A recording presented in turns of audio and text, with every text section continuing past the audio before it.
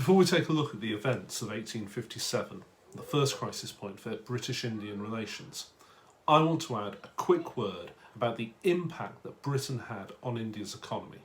Now, it's essential to understand that before the British established their empire in India, the country already had a thriving economy.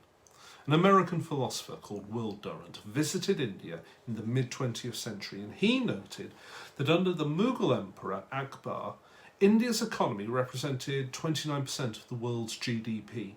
29% of all of the wealth produced in the world came from India.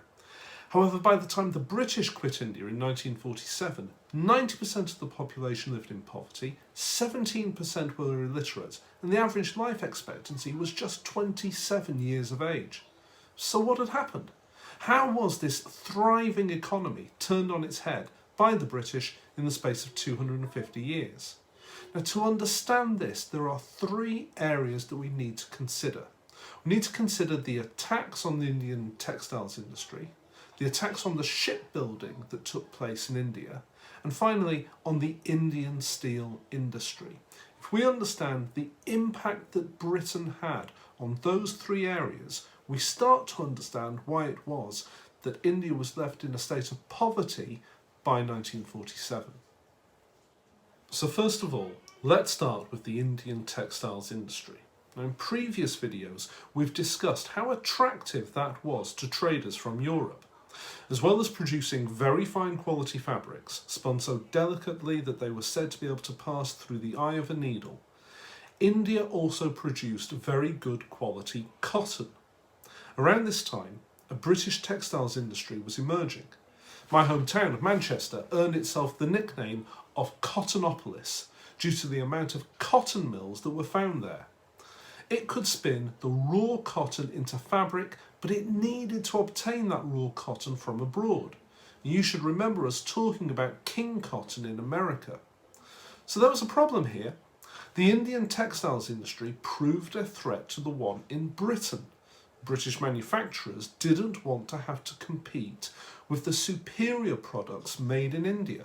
So the British set about reducing the amount of products manufactured there.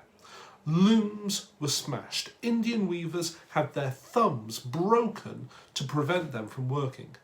Now both unemployed and unemployable, these weavers were driven out of the cities where they had lived and worked and were forced to move to poorer rural areas. Secondly, Indian ships were built using teak and mahogany. Now these are strong woods which when used for ships could last for 25 years at sea. Now in contrast, European ships were built using fir or pine, woods that were not ideal for shipbuilding and as such only lasted for 6 or 7 years. As a consequence, once the British were established in India, British merchants started to have their ships built in Indian ports. Well, the knock-on effect of this was a rise in unemployment in London dockyards. This couldn't be allowed to continue, so the British government passed a law banning the use of Indian-built ships from being used for trading with Britain. Now, as a result, as with the weavers, it was the Indian dockyard workers who lost their jobs so that British workers could have their jobs protected.